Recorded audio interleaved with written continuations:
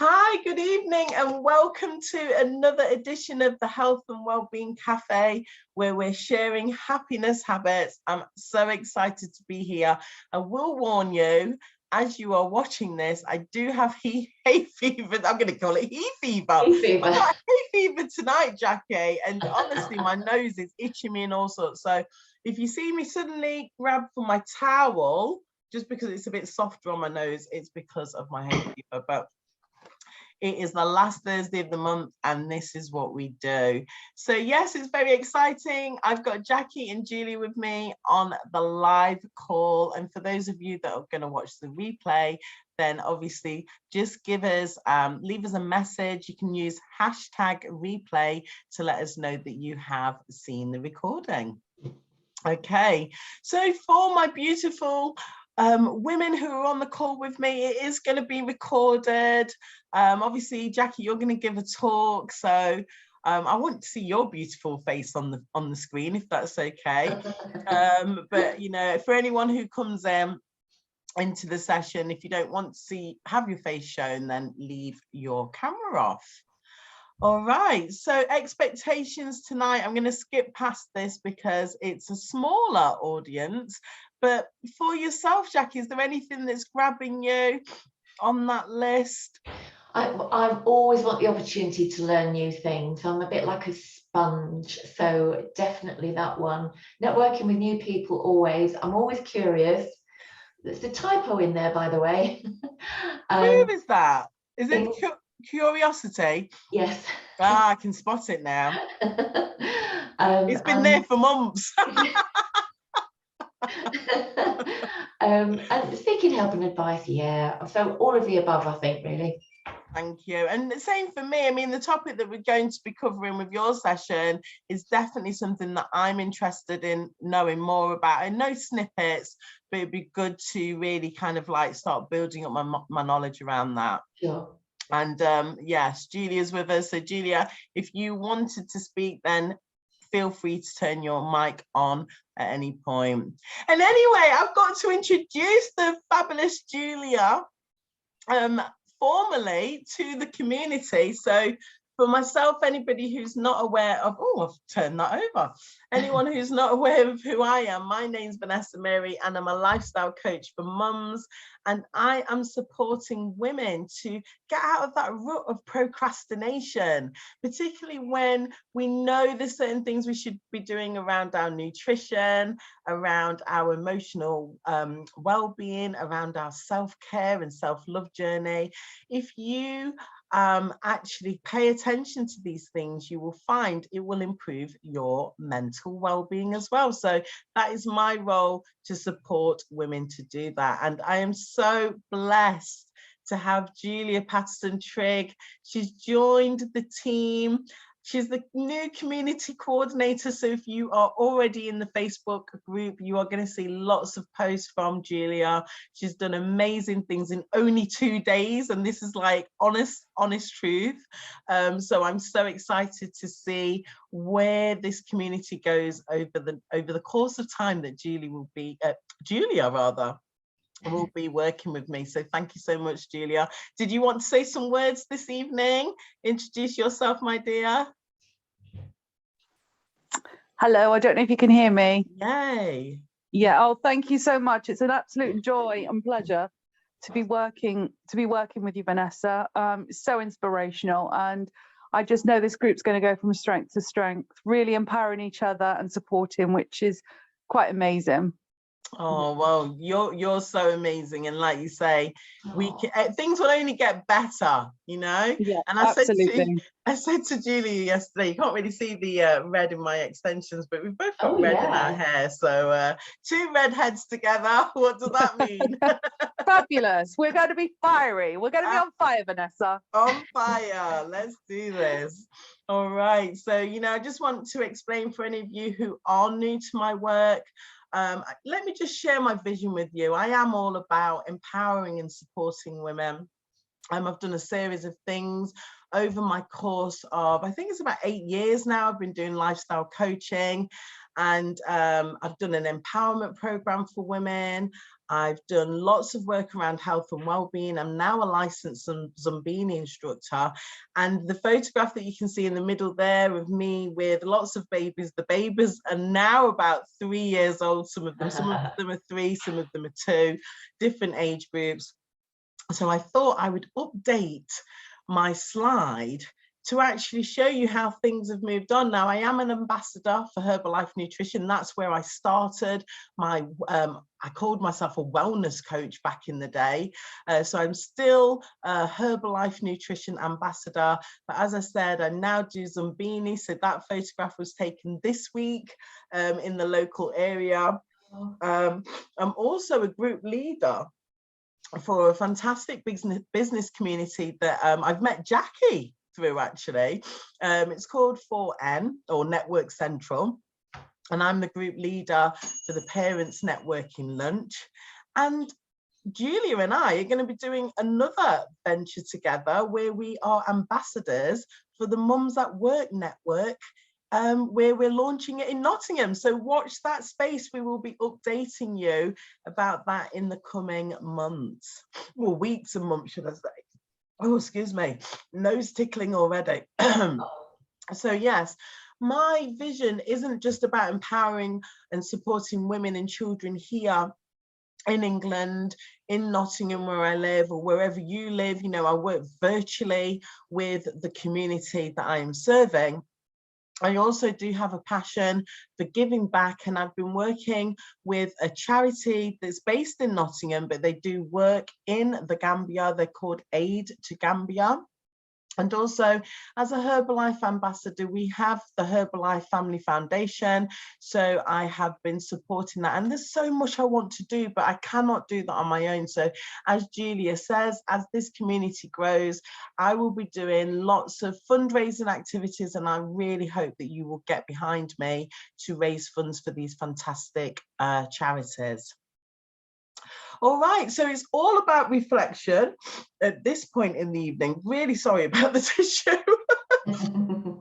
It's really important that as women, we take, and men, you know, I do have men that are on my email list, and I love receiving their emails when they say, oh, Vanessa, I love to see what you're doing and how you're supporting women and families. So any men watching this, you reflect as well. But again, as women, you know, it's particularly if you're a caregiver, you know, we find ourselves rushing around for others, and sometimes our needs go back to the back of the pile. So I love to use these sessions to give us a chance to just pause and reflect. So I really would love to hear from Jacky and Julia, who are on the call with me this evening, just to share your health highlights for the month, and we can talk about what's going well for us and where we feel we need to focus. So Jacky, if you don't mind starting us off there, please. Well, I am really lucky to live somewhere that's surrounded by woods. So I live next to a recreation field, and that's surrounded by masses of trees and woods, and it's beautiful. So I can get out there and I can do my walk/jog pretty much most mornings, which is absolutely beautiful.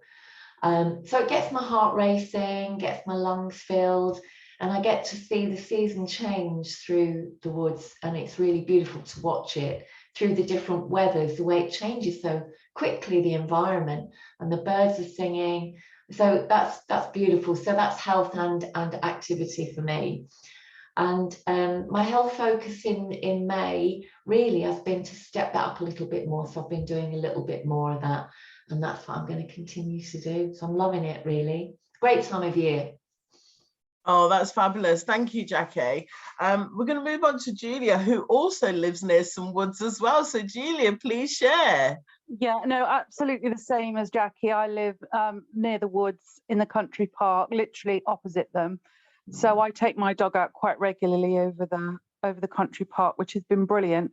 But my main highlight, I suppose, of this month, about a month ago, I really started struggling with the menopause, and I was fortunate enough to have a discovery call with the beautiful Jacky Wood, and she was so supportive and so lovely on my menopause journey, and she encouraged me to see the doctor and get some HRT, which I did, and 5 weeks later, I feel absolutely fabulous. And, you know, partially it was down to Jacky, because I've really been shunning going on HRT, thinking about the health risks. But Jacky really made me realize that it wasn't such a bad thing, and it's been life-changing for me, really has. So May has been sort of a pivotal month for me, and I just feel that it's going to get better and better. So thank you very much, Jacky. I really appreciate your input. So welcome. So welcome. Such lovely news. Oh, that's fantastic. And, you know, sometimes when people are offering help, there can be resistance. And I'm going to talk about it a bit later, actually, because I'm going to do a section on dealing with change. But I'm really, really pleased to hear that things are working out for you, Julia. And of course, you know, I heard that myself when you participated in the Giving Gratitude and Love, and you openly said, you know, things aren't good right now, and you knew it was because of the changes your body was going through. So I'm really pleased it's working out. Now, why have I put things you need to focus on in May? It should say in June. So that's another typo for the evening. But yeah, for myself, my health highlights. Have I had health highlights? I don't really think I have, to be honest. I feel like May has been a bit of a weird month for me, because the photograph that's pictured there, I've been doing Zumbini, so that's launched this month, and that's been great. So oh, Vanessa. yeah, sorry, I noticed that. Yeah, Zumbini keeps me active with the little ones. But I've been doing my classes, but one of my targets that I shared in April was to start going to the gym regularly to do my weight bearing exercises, and I have to put my hands up, I am not in a routine with that, and I'm really questioning why is that happening. So it's something that I'm definitely going to be still focusing on, because doing the weight bearing activities is of great benefit, particularly as we get older as well. I can feel that I'm losing muscle in my legs, and things are just not feeling as strong. You know, I'm not feeling that physical strength. So that's why going to the gym really helps. So that's just a bit of honesty there. Okay, so let's move on. So yes, welcome. Let's just share what you will be expecting to hear on tonight's call. So as I said, I'm going to talk to you briefly about dealing with change and, you know, things that you can do to help around that. And then we've got the fantastic Jacky Wood with us, and she's going to be giving us a masterclass session entitled Did My Life Write My Menopause? And I just want to share that, you know, I've said this to Jacky off air, that in my invitation, I've sent this invitation particularly to women who I know are around my age group. So I'm 46 now, and not all, because, you know, there are women who've expressed an interest. They couldn't make it on the call, but they definitely want to receive the link. In fact, even my auntie, she texted this evening, she's not 46, but she's texted this evening and said, unfortunately, something's come up with her mum, and mum's not very well. So there was definitely interest out there, but I was surprised to hear from the women who I know are my age group, and really that's going to be our next change, who are like, I'm not going through the menopause. And I was trying to say to them, no, it's about us preparing for the menopause. So, you know, if you are watching the replay, it doesn't matter what stage you are, you know, this information is going to serve you. So I'm looking forward to hearing from Jacky. And then I've put down for a break, but there's the three of us on the live session, so we'll see how we go. And, you know, I do have a session after that, which is all about us changing the mindset to change our life by looking at our emotions. Really, really important. Okay, so we probably won't do the raffle tonight, Jacky. They have to be on the live. That is that's the prerequisite of doing the raffle. And I will share dates for your calendar, because there's always lots of exciting things happening within the health and wellbeing community. Okay, I think I've got myself muddled up with my titles because this section is the Change Your Mindset to Change Your Life. So I've put the main title in. I think it was my hay fever when I was preparing these slides this morning. Okay, so I do apologize. So let me just share some brief words with you here. It's around personal development, and it's about dealing with change. So the first thing that I want to say is change is inevitable. We go through change at different stages of our life. If you are watching this and maybe you do have a family, you'll notice changes are happening within your family as your family grows up. There may be changes around your professional career, there may be changes of location, or you may just say to yourself, I want a change, and you're looking for something different to do in your life. One thing that we have to accept is we need to be prepared. Whatever that change is, it's going to come, but when you're more prepared for the change, you can give yourself time to adjust. So there's nothing worse than something just happening. Like, unfortunately, if we take grief, for example, which I've shared in last month's talk and talks that I've been given, I've experienced sudden change this year when I've lost people in my life. So there wasn't time to adjust, even though they were older. To me, they were in good health. And one of my relatives in particular, it was very sudden. So there wasn't that adjustment period that could have been done. But, you know, sometimes the things that we are wanting to change in our life, we can give ourselves a chance to put that adjustment time in. And you can do that by being proactive. So if I use tonight as an example, as I said, the menopause is a stage of a woman's physical life, physical journey. So for those of you who are tuning into this message, you're being proactive. It's absolutely brilliant. So when these changes start to happen within your body, which Jacky will give us more information on, it's not going to seem like such a surprise to you, you know, or you're not going to feel that kind of overwhelming or feel bewildered, can't speak properly. Because if I go back, actually, just thinking about how our body does change, when I started my menstrual cycle as I was actually very young, I was only 10. But I wasn't given information about what happens to a girl's body, and it was a shock. I found it very, very traumatic. So if you're tuning in tonight and you're wanting information on the menopause, you're being proactive, so well done.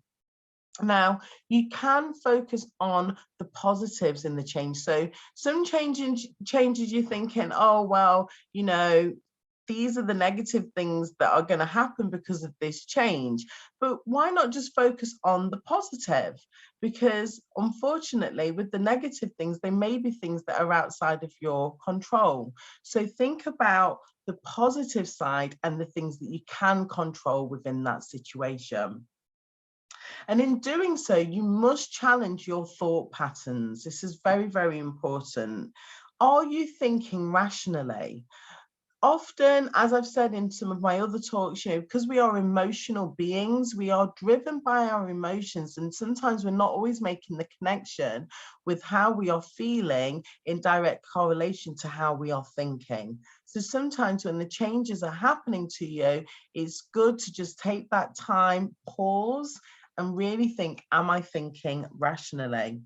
It's scientifically proven that optimists who are going into a situation of change with that positive, optimistic outlook will have a better result, even if the situation may not seem to be that positive. An optimist will always look for the positive outcome in any given situation.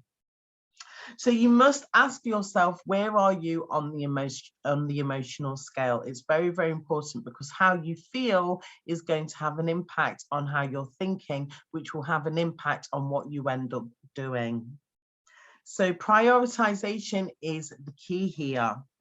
You have to try and keep your routine as regular as you can. So for example, if you're making a change of career, and maybe you're changing your shifts. Your routine is going to be knocked in many ways, but there are key elements of your routine which you'll know yourself that you must try and hold on to. So this is really important for you, because when you start to make adaptations in your life, this prioritization is going to become more important. There are things that you will be doing as part of the change that are, what I would say, important, and these will be, so you will start to hear whispers. So this is like your inner voice guiding you and giving you whispers and reminders. You must listen to this, because if you don't deal with the important issues, suddenly the important becomes urgent. And then this is where things start screaming at you. And if you're already going through a significant change, that can unfortunately compound feelings that you don't want to feel, like feeling stressed, everything's overwhelming, you may feel anxious. So you really just got to, as I said, try and stick to your original routine, and in doing so, focus on the important tasks so that they don't become urgent. And finally, it's all about self-care, because when you are going through these changes, how you are managing your emotions and looking after yourself is going to make a big difference to the outcome of the changes you're going through. So try and be in the present. You know, life is going to get busy. Some things are out of your control, but just try and focus on mindful activities and practices that are going to keep you grounded and in the present moment. There are obvious things that, of course, I would be encouraging, and we encourage it within this community. So your healthy, active lifestyle is going to be a key here, because what you are taking into your body is going to have an impact on your mood, which, as I've just said, is going to have an impact on your thoughts and on the actions that you take. So your nutrition and your exercise, keep yourself healthy eating, and keep your movement and your exercise routine on point as these changes are happening. And finally, get a support network. There's different support networks out there for a whole range of topics. And I find many people, yes, we can say, I'm a private person, I'm dealing with this, which is okay, but it is good to talk. And what I'm finding is a support network, particularly when it is outside your usual circle of friends, your circle of influence, can be so powerful, because you can be meeting different men or women who've had different experiences, and they can really bring a unique point of view to the particular situation that you're going through. So finding a support network is really going to help you to deal with change. Okay, so that's it from me. I always like to just put my little spin on the topic before we go into it. So now we're going to hear from the wonderful Jacky Wood with her talk on Did My Life Write My Menopause? Jacky, it's over to you. It's interesting, actually, Vanessa, listening to you, because quite a lot of what you've said I do reflect on in what I'm planning to say. So here we are to talk about menopause, to give you a little bit of background so you can understand why on earth I'm here speaking about menopause. Well, I don't have all the answers, but I do have some knowledge about some things, the same as everybody, because, well, as we go through life, we learn. And when we take any information on board, we interpret it in our own way, meaning that we take that knowledge and we use it according to what we've learned before, how we've perceived our life events, and what actual emotions those events in our life have caused us. And our approach to any new knowledge or our reactions to what life throws up each day will depend on what's gone before. So whether it's our first period, our first kiss, our first intimacy, our first baby, our first marriage, doesn't matter. But what will influence our experience of what happens to us will depend on our point of view about it. learned from that which has gone before. And as we progress through life and perhaps learn things maybe the hard way, we teach ourselves coping strategies that we hope will protect us from potentially being hurt emotionally again. But sometimes that means we put around us a protective shell so that perhaps we won't be seen, because sometimes it's easier to be invisible. Now, we may learn how to prevent our hearts from truly opening to love, simply because we were hurt. We don't want to feel that again, but that's not good. So by the time our periods arrive, we hope that we'll have understood enough from our mum or our peers about what's happening in our body. And, you know, when we start having sex, we hope we've learned enough about staying safe physically, mentally, and medically. And by the time we first fall pregnant, most girls have enough knowledge and support to get to the birth and beyond. What about the life we live in between these major events? You know, we may spend some of our time drinking, dancing the night away, reluctant to sleep, pushing through the hard work schedules to get the report in on time. Perhaps our diet isn't always as nourishing as it ought to be, as you mentioned, Vanessa. And perhaps we've become more dependent on alcohol or even other substances. And what about relationships? All this going on in our life. So relationships with our parents and our family, our partners, friends and work colleagues. And in all types of relationships, there's a multitude of emotions to experience. And so what if, in order to please others, we don't entirely honour and respect ourselves and our place within those relationships? So then what is your view of yourself as you progress through life? You know, how about if as a teenager or a young woman, we're confident, we feel beautiful, we feel successful.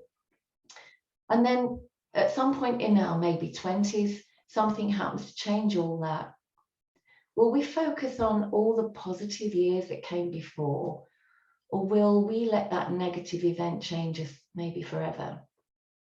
See, it's likely to depend on how resilient we've become in the years leading up to it. And it depends on how optimistic or pessimistic life has taught us how to be.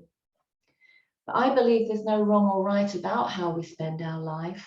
We may get all the best advice and training from the best and still manage to mess things up. And I believe that it's nobody's fault, because it's my belief that we've written all these experiences into this incarnation anyway.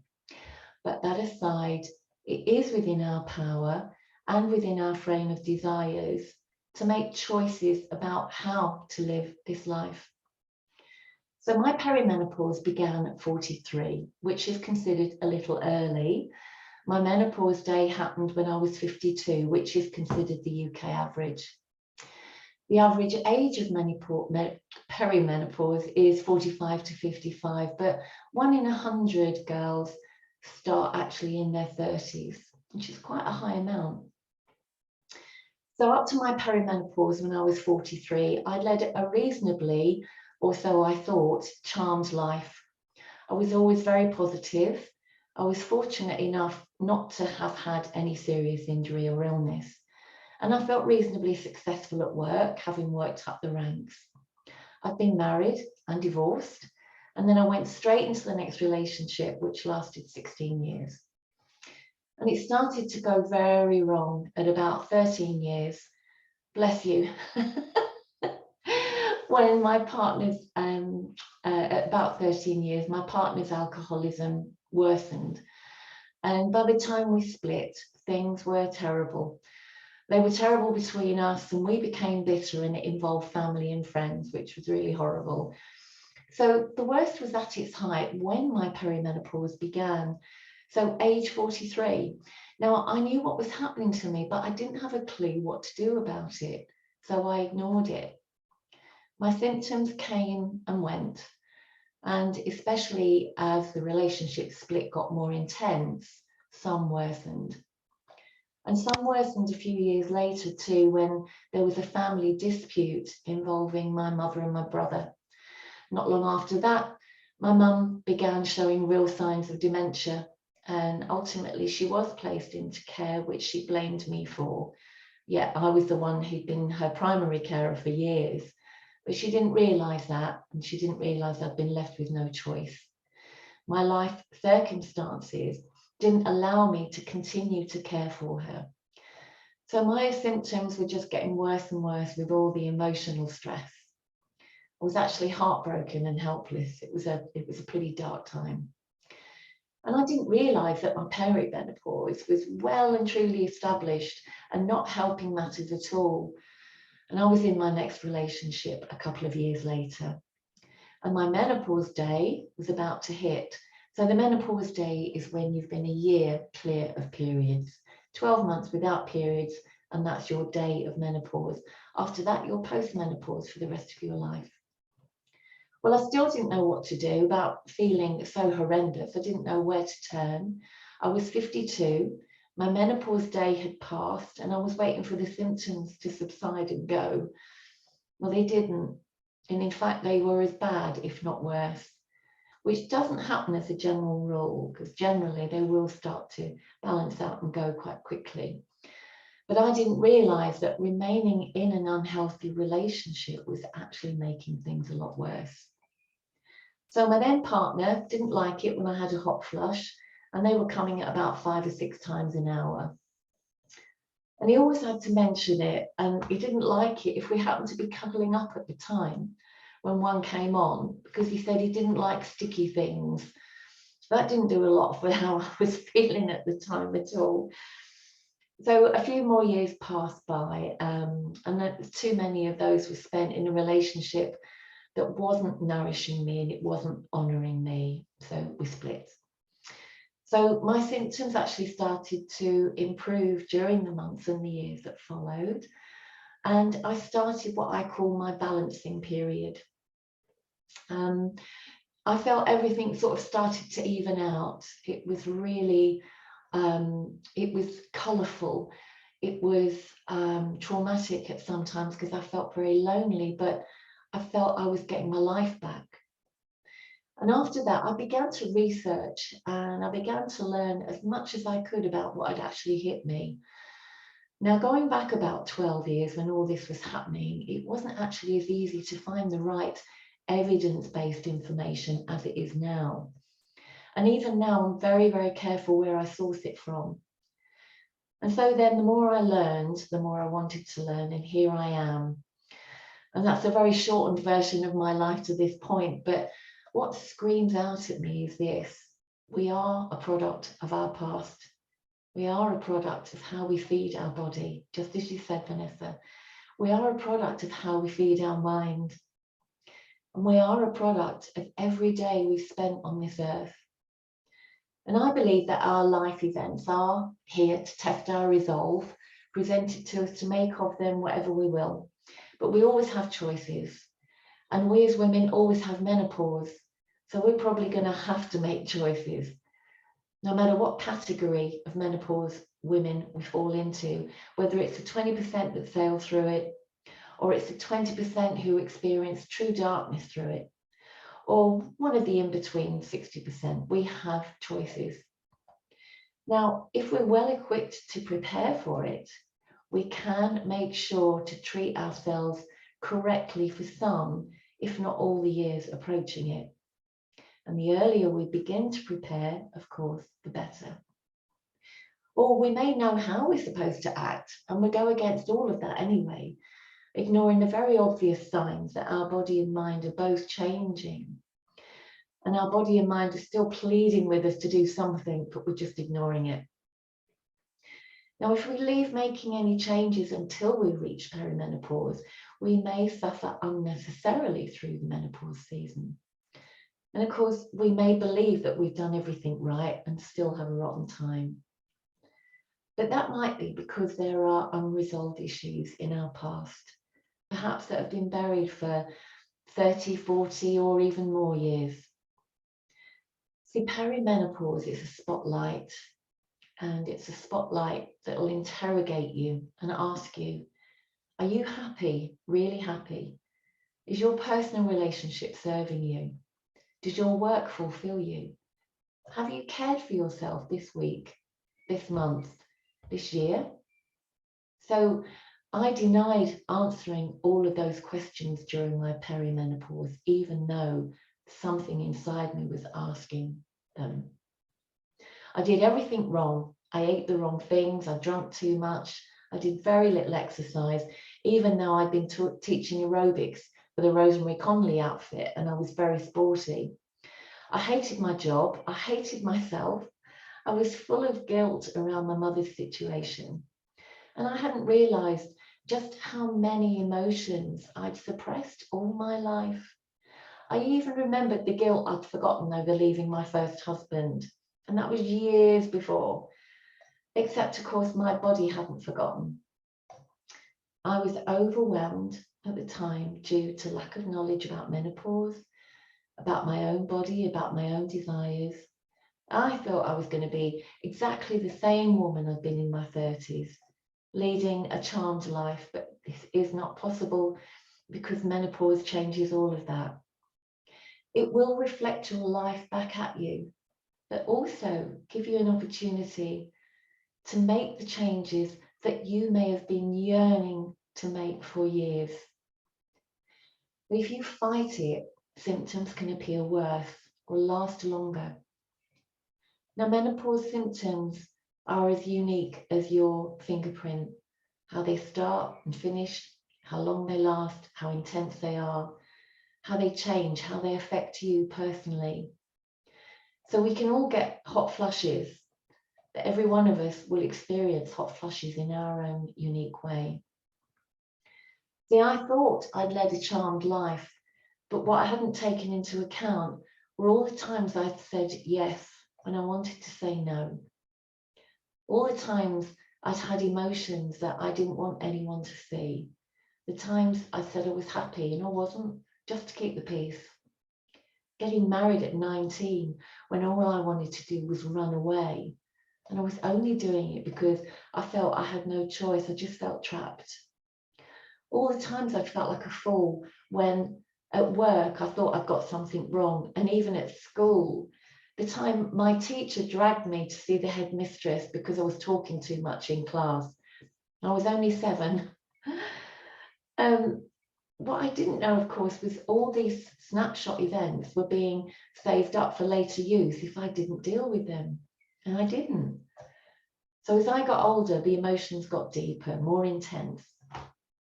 Events still being collected up.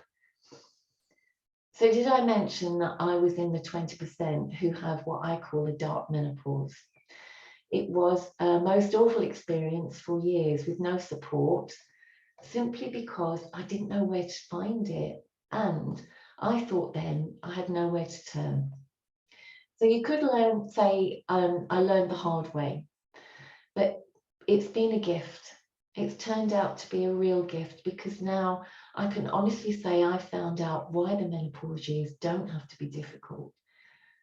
There may be a number of issues to be addressed, but addressed they must be. So depending on what's important, there's natural ways to help. There's HRT, there's CBT, mindfulness, movement, lifestyle changes, you name it. There's a long list of solutions to help each and every woman, however much help is needed for her circumstances alone. The decisions you make about your perimenopause health today will determine the rest of your hormone deficient life. And if you've mistreated yourself for decades, menopause will give you that second chance to live the second half of your life in joy. By having the right conversations with the right people, you can make sure that you have enough information to find a solution that suits you and you alone. And forums are helpful, but I worry when I see someone ask a question and 5 or more people will give an answer, because it can turn out that none of those are in the best interest of the person that first asked that question and may even be harmful. So when estrogen starts to disappear, every one of the 30 trillion cells in our body can be impacted because every one of them has a receptor for estrogen. That means that every part of our body has the potential to show symptoms of estrogen deficiency. So that can cause physical symptoms, psychological symptoms, and anxiety and confusion, depression, all very common. And that's understandable because we know now how much estrogen affects the brain. Lisa Mosconi has written a book called The XX Brain, and I can recommend it. It's a wonderful book. And she's working very, very hard to demonstrate just how important estrogen is for our brains. And all symptoms can be made worse through lack of support, because that's a feeling, lack of knowledge because we feel helpless, and a lack of sleep, of course. And so let's say we feel different, we feel under the weather, we can't explain it. We think we may be perimenopausal, so we make an appointment at the doctor's. Now, you may have the luxury of 10 minutes. So can you explain it all to them in that time? Can you really describe how it's all affecting you? Can you make them understand how it feels to suddenly go blank? It's so emotional. Would you be comfortable explaining to them that your vagina is so painful that sex is now off the radar and your relationship's suffering? So whether or you're not comfortable or you're not, you have to do something, right? So you'll begin looking for ways that you can alleviate your symptoms, perhaps, because in your heart, you know that if you don't, you're potentially doing yourself harm. You know that inherently somewhere. So now we can look for what we feel most comfortable with. And we could begin to learn ways in which to nurture ourselves, to love and be kind to ourselves, because now is the time to put me first. That how much of a priority are you to you? You know, what are your next steps? So you could try keeping a food and drink diary, because when you do, you will notice patterns that may trigger some symptoms. So it's an easy thing to do, but it can really bring up quite a lot of information. So then you'll decide perhaps the course of action that's preferable to you. So whether you simply want to make lifestyle changes, and there are many, as we know, with a natural course of action, or you want to explore HRT, which Julia knows was great for her. But remember, natural doesn't replace the hormones that are being lost. The estrogen, the progesterone, the testosterone, and you will be hormone deficient for the rest of your life. Whereas HRT gives us protection against future health conditions such as type 2 diabetes, osteoporosis, depression, heart disease, and dementia. There's a great deal of research going on connecting dementia and estrogen deficiency. Very, very interesting field at the moment. So 100 years ago, a woman's life expectancy was around about 49, and the average age of menopause was 47. So she didn't have too long estrogen deficient. But now the average life expectancy of a woman is 83, with menopause average at 52. So that's the potential third of your life yet to live without hormones. But it is a very personal choice, and it is based on what you've learned and what your approach is. So always do as much research as you can. Talk to the right people who have evidence-based and current knowledge. So in closing, we've had virtually years of no information about menopause, followed by years of shed loads of information from all over the world, from different cultures, which aren't necessarily great for women in the UK. And now we have an abundance of UK-based information, but still it needs to be scrutinised and adapted to the personal needs of you. One size doesn't fit all, and it's vital that each one of us gets the help that we need, and that we're guided towards the future that we want and how we want to spend it in all areas of our life. So perimenopause, when it arrives with you, is a time of learning, of much self-reflection. It's a time when you must put yourself first to ensure that the next 20, 30, 40, and in some cases 50 years will be your absolute best. And that's all I have to say currently on the matter. Wow, Jacky, that was absolutely amazing. I've taken notes. I always take notes, but it was just incredible because I've got a few questions. I've got a few questions. I don't know if Julie wants to come in. And the thing is as well, what's interesting is Julie and I are at different points in this journey. Yeah. First thing I wanted to share was many of those in my community know that I'm an older mom, so I've already got older offspring, but I fell pregnant with Zenta when I was 42. Now, you spoke about hot flushes. I was having hot flushes and just feeling exhausted. So I actually said to Mark, no, I don't know if I said it to Mark, or I just thought it to myself, oh, I wonder if I'm starting to go through the menopause. And then the exhaustion turned out to be the fact that I was pregnant, because what happened is when I missed the period, I didn't automatically think I was pregnant. I thought, oh, I wonder if I am starting to go through that. And I was kind of like going, oh, I wonder if this is what it is. And then I missed another period and Mark was like, don't you think you should like do a pregnancy test? And I was like, really? And we were like, honestly, school children in the co-op, no, not co-op, Tesco's, buying the pregnancy thing, like hiding it under the thing, other things that we were buying. But that's really interesting what you said.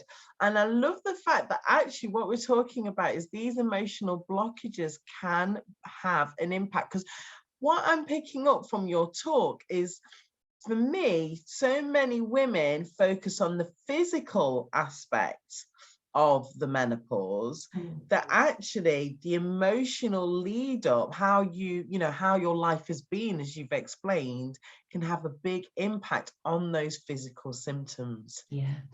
So when we get to perimenopause and we realize it, the symptoms themselves may only be apparent to us now, but they may have been coming along for a while. The changes in your body have certainly been happening for probably 10 years, maybe more. The fluctuations and other things start to happen in your late 20s, very much so.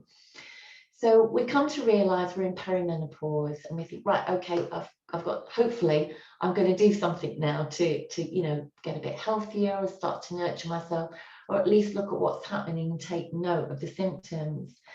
But what we don't realize is that every year leading up to that, well, every day really leading up to that, we've had life happen to us.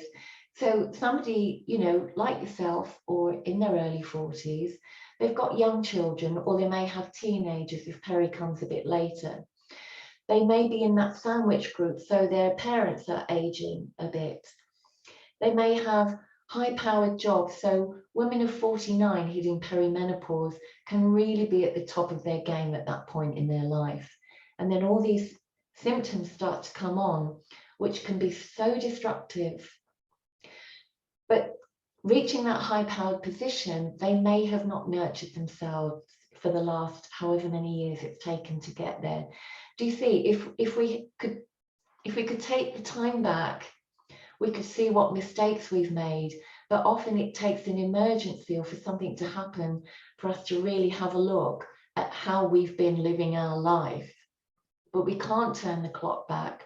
So all we can do is start from this point and go forward and think, right, today I've got to start living my life better and more healthily so that all my subsequent years are going to be better.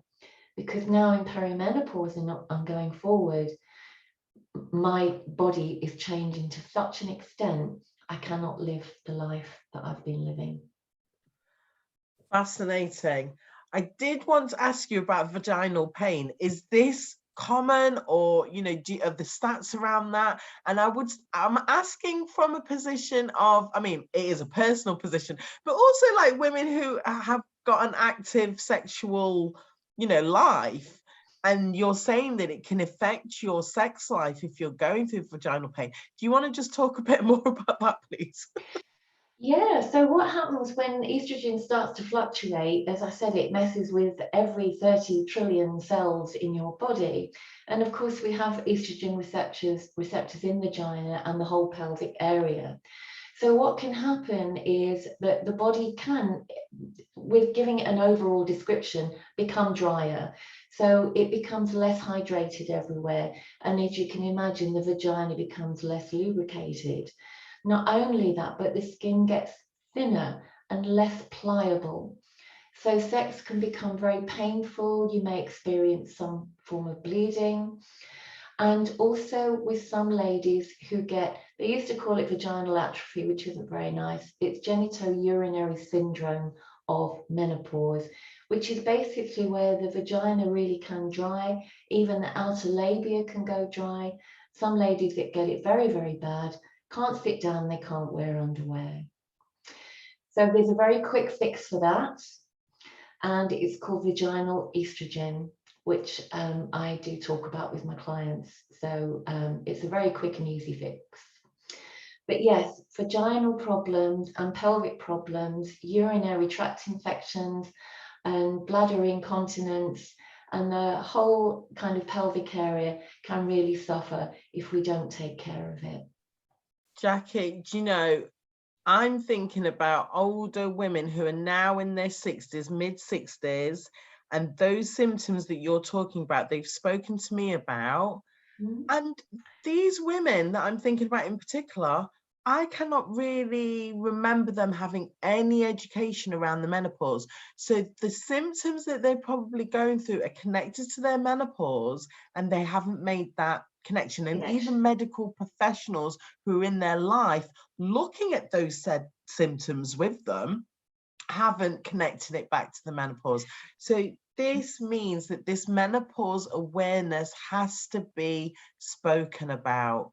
You know, I know a woman, I know there's a lot of, in a sense, discussion, and it seems to be in the social media world around menopause and the workplace, which is great. But as you touched on, those type of conversations are going to be beneficial for women in the workplace. Not all women are in the workplace at their time of perimenopause and going through the menopause. So I think there's so much more that needs to be done on menopause awareness. And as you've spoken about, you've come from a very different perspective, talking about the emotional side and how that can affect us. So thank you so much, Julia. I don't know if there was anything that you wanted to add or ask there at all. Yeah, I would just love to say to Jacky, wow, I just wish I'd met you 5 years ago. It's only now I realise I was in perimenopause for the past 5 years. And also, can I just add, you've got such a calming and empathetic manner. I feel like I want to tell all my friends to get in touch with you now. Thank you. Because it's only 5 years on, I realised you'd have made my journey so much easier. And, you know, we can't turn back the clock, and I'm just happy that I've met you now. But if only people would be proactive and realise it isn't just, oh, my period stopped, I've got the menopause. It is a journey. It can be a long journey for a lot of people, 5 years for me. And it's only now I've realised I'm at that stage now. And I have got one question for you. Obviously, I love HRT, can't get enough of it. I pre-order my prescriptions 2 weeks in advance. Is it something that we can be on forever? And do you suggest that if the doctor says that's okay, that we continue with HRT forever, or? Absolutely. Short answer, yes. And you're right, the doctor should know, you know, your healthcare professional should know your journey. And if you see any changes, then you go back to them straight away. But in the main, there's no reason for you to stop it whatsoever. In fact, Dr. Louise Newson, who has the best healthcare clinic in Stratford-on-Avon for menopause, she said that her oldest patient, starting on HRT, gave herself a birthday present of HRT, and she was 90. So there's no limit to when you can start it. Obviously, there are lots of other factors to take into account, but there's absolutely no limit, no reason for you to stop it as long as everything is all right. Why would you? You're just getting your hormones back. Absolutely. You wouldn't tell a diabetic to stop taking insulin, would you?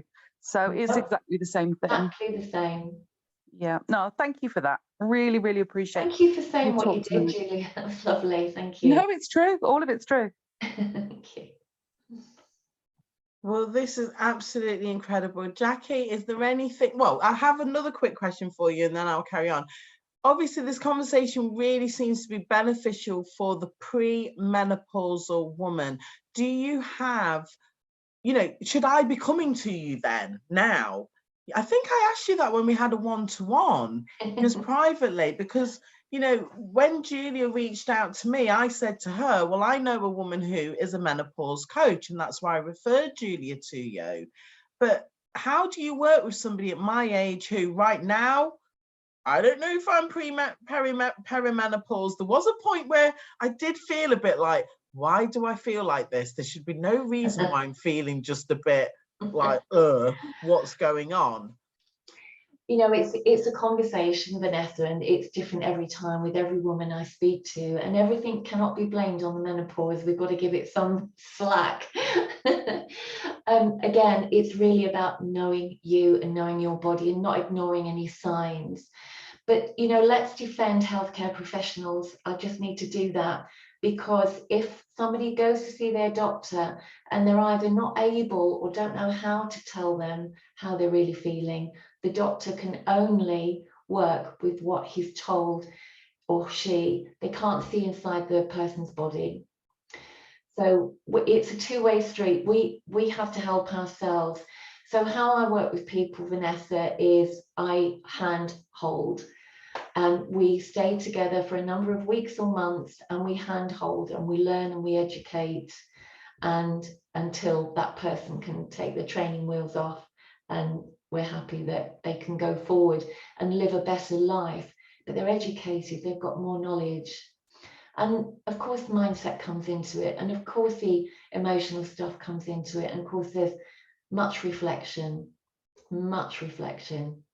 which I think is very healthy. So energetically, emotionally, we talk about everything. Oh, it's powerful, powerful stuff. Very holistic as well, isn't it? Very holistic. Yeah, it is. It needs to be, doesn't it? Because we're holistic beings. So. Yeah, exactly. Like Vanessa touched on it earlier, we think it's all physical, but actually you've highlighted to us all tonight that really it's not just, we are holistic beings, and we have to appreciate that. And I think sometimes as women we forget that our emotions do affect our physicality as well. Well, the thing is, Julia, we as women, we definitely don't put ourselves first. There are children, there are parents, there's the school run, there's my job, there's my husband, there's shopping, there's cleaning, and we're supposed to get on with it. That's what we've done, that's what we do. And a lot of women feel that, well, if I say anything or if I tell anybody how I feel, it shows a weakness, I'm embarrassed. And that is a whole other conversation as well.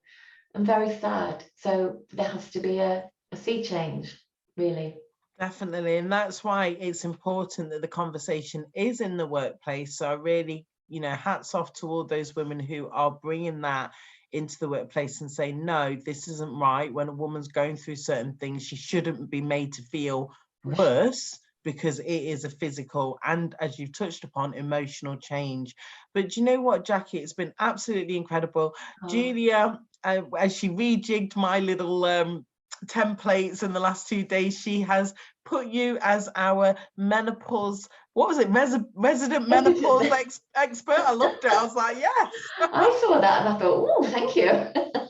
So I know that you're going to stay connected with us, Jacky, and for any of you who haven't been able to come onto this call for whatever reason, if there's anything that you've heard tonight and you want to make that connection with Jacky, I'm going to put a slide up in a minute which gives you her website details.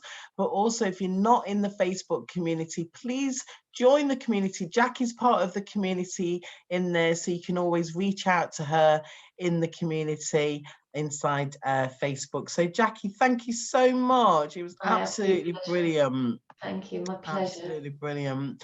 Okay, so let me go back to the slides. Where am I here?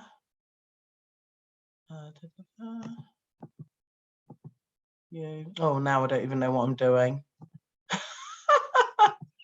It's been such a good talk. I've lost my bearings. Right, here we go. So this is Jacky's details there for you on the screen.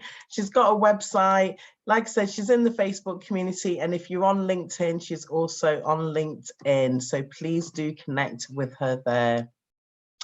Okay, so at this point in the conversation, I'm going to take you back to something that I worked on last year. And, you know, I haven't been telling you enough about this. So it's really important that I do start sharing this again. It's called Elevate Your Being.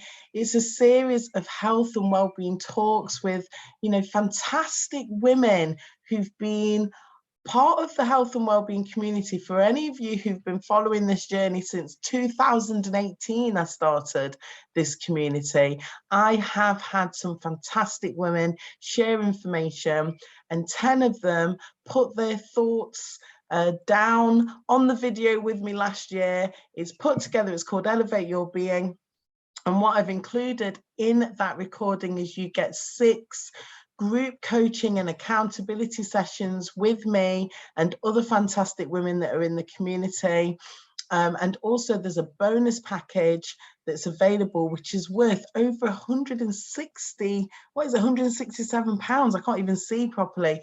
The screen's covering it, but you know, I've got a brilliant deal on for you. I normally retail this for £47, but if you actually take action and purchase these fantastic talks between now and Sunday the 5th of June, you can have them for only £23.50 plus all the bonuses. So it's an absolute giveaway. So the link will be included with the replay that will be going up onto YouTube. So make sure that you take action before Sunday the 5th of May. Okay, so there's a few testimonials for you about the group accountability session. Jo would have been on the call this evening, but she's not very well, so I did tell her to rest. But you know, it is a great environment, and for me, I'd love to see their journeys because they work on all different aspects. Some of them are working on the health and well-being, some of them are working on their career, some of them are stepping into business, so it's whatever suits you. But I love facilitating those calls. So we're going to maybe not have a break if we're all right to carry on, Julia and Jackie. But in this section, I do need to tell you about other fantastic experts in the health and wellbeing community. So this month I am showcasing Kay Downey. She's the soul mechanic. She's inside the Facebook community, offering great advice in there, giving us some inspirational tips and words to think about. So, you know, if you want to connect with Kay, please do so in the community there. And, you know, if you are a health and wellbeing expert and you would like to advertise, then I've got a very affordable, low-cost way of you getting your message to other women, mainly, because that's who I serve. But as I said, I do have men on the list and some men in the community, but it's mainly women, mainly mums. But if you've got a health and wellbeing message that would be powerful and meet their needs, then please do connect with me and ask me how you can get in front of the right audience. And Jackie's saying she's had a lovely session with Kay. Kay's absolutely amazing. Lovely, lovely woman. All right, so let's move on. I think I'm still going to ask this question tonight because we've spoken about the menopause, which, as you've discussed, Jackie, is for us as we're getting older. But I've got a little question there. Where would you like to retire? So what are your thoughts on that question, please, Jackie? Well, I don't ever want to retire, to be honest, but I think I'd like to end my years in somewhere that's very green. So lots of trees and everything around me, but I'd also like to be quite near the coast. I think that would be quite a great place to wind down and do my final bits, I think. Oh, that's fantastic. And I love the way how you framed it. You don't actually want to be in retirement. You want to be of service. Yeah. So, yeah, brilliant. And what about yourself, Julia? When you are at that point, maybe not retirement, but the second part of our life. Okay, well, I'm just going to say ditto Jacky, actually, because I don't think my mind would ever let me retire. I can't imagine a situation where my brain wouldn't be active and I'd be wanting to either maybe just support the community or just help other people. Where it would probably be Bulgaria. And again, like Jacky, it would be probably near the coast. But at the moment, I think I'd stay probably in the mountains for the time being. Oh, that's amazing. So yeah, I'm definitely of the same mindset as both of you. I was speaking about this to my friend who Julia knows at the weekend, where I was saying, when I'm an older woman, I'm going to have loads of people around me and I'm going to be like, where's the party, you know? So maybe I should have thought about that question before I put it out. But for me, I'm going to be partying in the hot sunshine. So my intention is to be in the Caribbean as an older woman, definitely by the sea and having those beach parties. So Jacky and Julia, you are definitely invited to come and join me over there. Brilliant. All right then.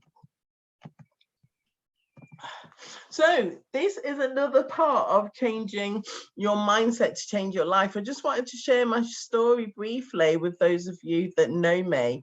Yes, I am an ambassador for Herbalife Nutrition, and I'm a lifestyle coach, but my life wasn't always like that.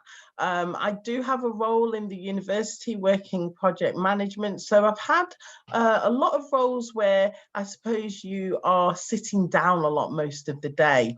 And there was a time in my life, when my children were teenagers, and cooking wasn't really something that I necessarily needed to do all the time. So I wasn't eating properly. I wasn't eating regularly. I certainly wasn't eating the right food. So things have changed, Jacky, I must say. I was exercising a lot, but I had a lot of low energy.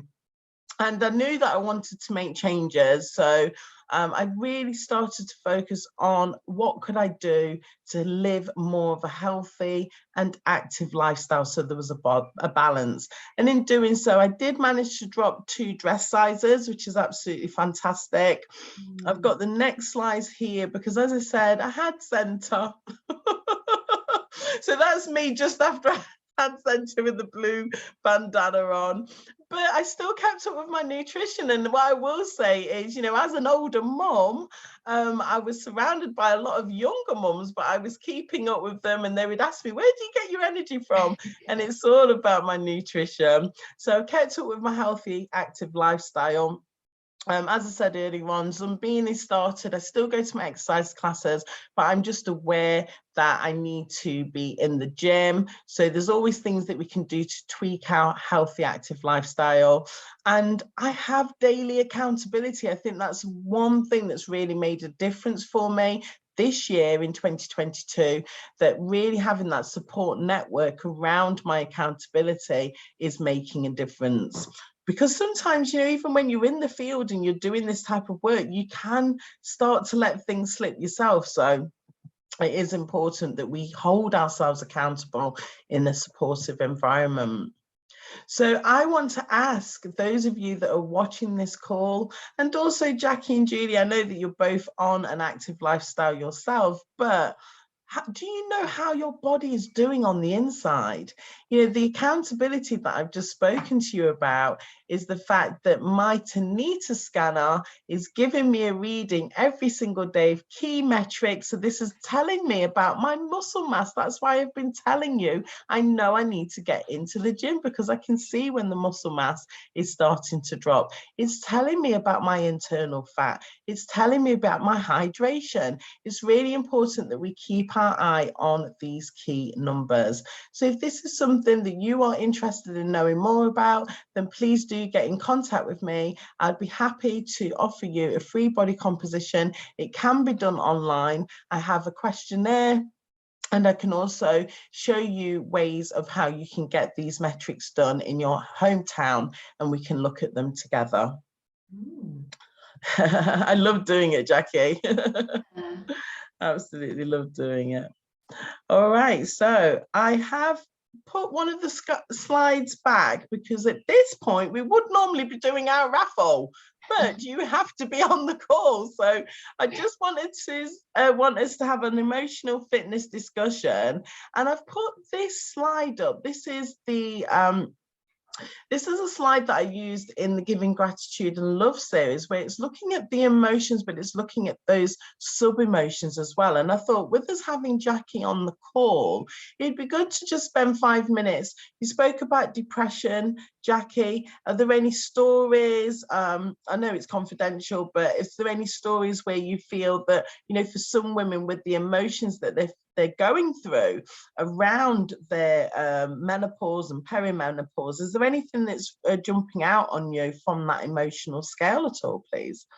Well, it's interesting actually, Vanessa, because probably everything on there fits somewhere into the worst symptoms, and again the best symptoms.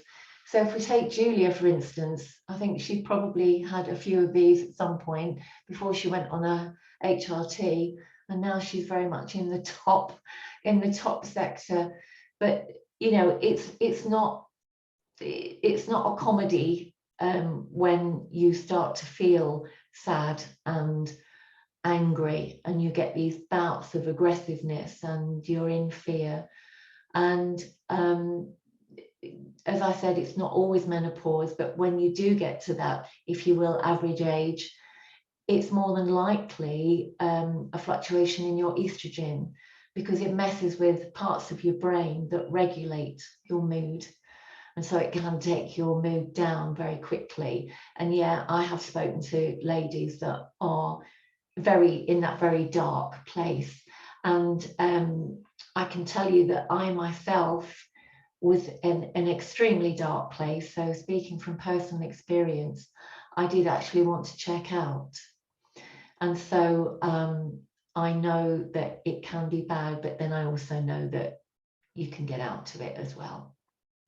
So this is interesting because, when we're going through our cycle, one of my key symptoms of going through the cycle is irritability. I get irritated very, very quickly.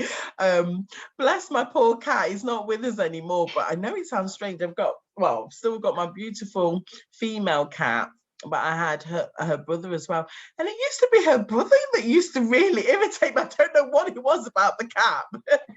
It would just, and then a couple of days later I'd get my period. But it's interesting that how our hormones can really play on our emotions. So, as women, what is it about our emotions and these hormones?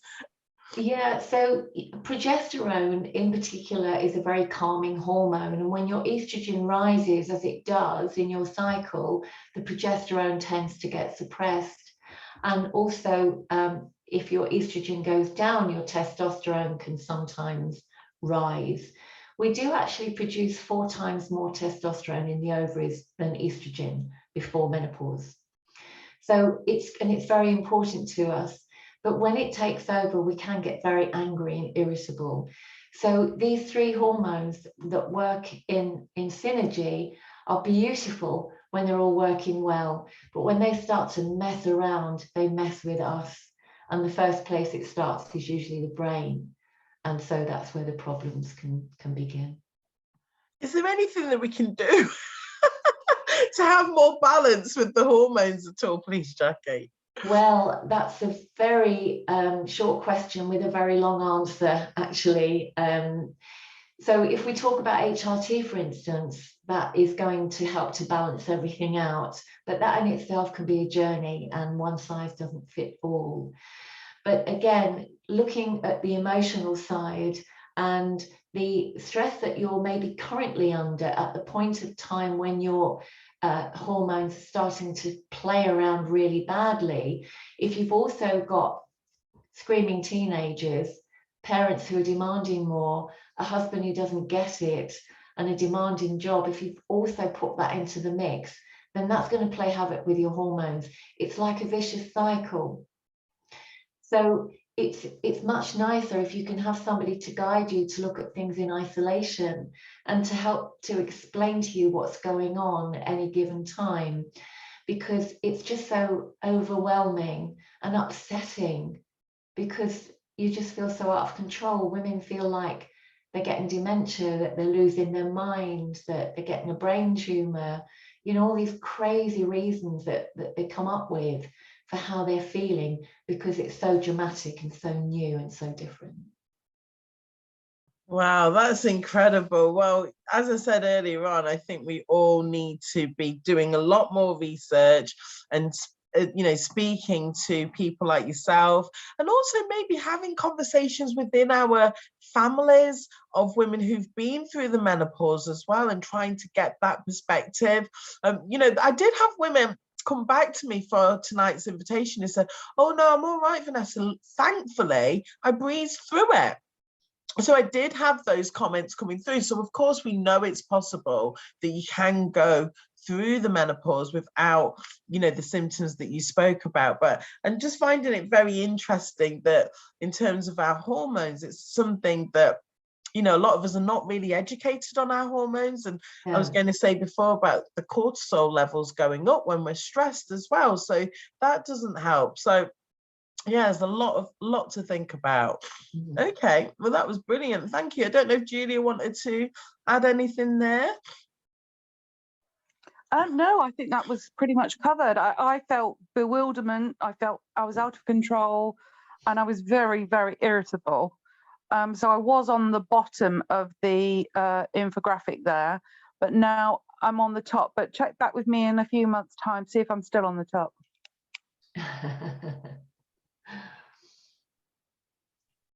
Oh, have we lost her? Sorry about that. I'm sure you will be, Julia, because as we know, it's a balance of different things in our life as well. So hopefully you will be. Brilliant. Okay, so talking about all the things, it's absolutely amazing, because when the guest speakers come on, I don't really know what they're going to cover. They just tell me their titles and I trust them that it's going to be brilliant, and it always is. And this slide really does, I feel, lend itself lovely to what Jacky has been talking to us about this evening. We need to take time out. And I'm very proud to be in a position. I was doing this last year with a very different group, but it worked. And I thought, this is something that I need to roll out again. It's called Self-Care Sundays, and it's designed to give you an opportunity to have nurture a deeper connection with your higher self. So this is a side that a lot of women are not educated on, how we can have that relationship with ourselves. And, it will give you a chance to clear your mind, reduce your stress levels, and also boost your emotional health. So within that session, I give you education, but we also talk about our chakras. We talk about the foods that are good for our chakras. And then I lead a guided meditation whereby, at the end, I'm going to leave you on that Sunday evening just feeling nice and calm and ready for the week ahead. So that is bi-weekly. There is a session happening this Sunday, the 29th of May at 8 o'clock. So if it's something that you want to know more about, you can get in contact with me. And of course, your first session is complimentary. So please do come along and give it a go. All right, so we will network outside this session. I just want to close with some key dates for your diary. So you've heard me talk about accountability and how that's really helped me. Well, that's inside a 10-day marathon session. There's another one starting on Monday, the 6th of June. So there is a little bit of a break over the bank holiday period, but it's really good fun. If you are not really on track with your nutritional health, or you're skipping breakfast and things are a bit all over the place for you, then we give you education, we give you community support. And as I said, that accountability is built in, so you can really start to pay attention to your body. And what I love about that session as well is you can see how things don't always change how you think they're going to in the body. And that's because the body's changing all the time. So, you may be carrying a bit more water, you may be due to have a period, and all these things can have an impact. So I love looking at my numbers. All right, so dates for your diary, please save this date, Thursday the 30th of June. We're going to be back here at 7:30. I've got a wonderful guest contributor. Her name is Sarah Giller. She's a crystal expert. And I'm so looking forward to hearing her talk for several reasons. The first is, you may have heard me say this if you've listened to the recordings, I want to talk about crystals, and I've not met anybody who is a crystal expert. Now, I've actually met Sarah within the business networking community, and she didn't present herself as a crystal expert, but she is an expert of over 20 years. She knows her stuff about crystals, so I'm going to be absolutely fascinated to hear what she's got to say. So please do join us, and if you haven't been on a live call, then you will be welcome to come on the live call as a gift, and you can ask all those questions to Sarah directly about crystals. So let's stay connected. I've said it to you earlier on in the session, we have a Health and Wellbeing Facebook group. There will be a link under the description, so please make sure that you're connected with us inside there. And also, I have my email list, and it's really nice for me to communicate. I aim for at least once a week, so I've changed things up a little bit this week, but the email list, I get feedback from people who read my emails. I absolutely love it when people write back to me and say, thank you for sharing these little stories that you do with us on your email list. So apparently it's quite a good read. So if you're not on my email list, then please take a note of that email address and get in contact. All right, well, that is absolutely it from me. And Jacky, I don't know if you've got any parting words that you wanted to leave us with this evening, please. Oh, I hadn't thought about parting words, but I think the message always is put yourself first and be very kind to you. Fantastic. That's absolutely incredible. And Julia, what would you like to share with us as we leave? Oh, just thank you so much, Jacky. It's been immense. It really is. And it certainly highlights to me how important proactivity is with regard to this subject. Yes. Don't leave it too late. It's Don't all about leave it too late. preparation. Well said. Yeah, definitely. It's something that we have to revisit. This conversation isn't over. Yeah. No, thank you, Jacky. Thank you very much. Jacky. And thank you, Julia, for being on the call and also for supporting me this week. And as I said earlier on, I'm so excited to see us working together and, really getting this message. We've got fantastic speakers coming on the calls with us, so we need to get this message out wide and far. So excuse me, thank you very much for those of you who... Vanessa. Yeah, no problem. Thanks, Vanessa. Oh, not a problem at all, Jacky. I absolutely love doing it. And if you're watching the replay and you've heard something that sparked interest, please leave a comment underneath. Jacky would certainly love to hear your feedback. I'd love to hear what you think about tonight's presentation. And also, if you are watching this on YouTube and you like the content, don't forget to like the channel, subscribe to the channel. I'm always putting content up there. There's always going to be education that I can share with you. So please stay connected. All right, then. Thanks a lot, and we'll see you another time. Bye-bye. Bye. Bye. Bye.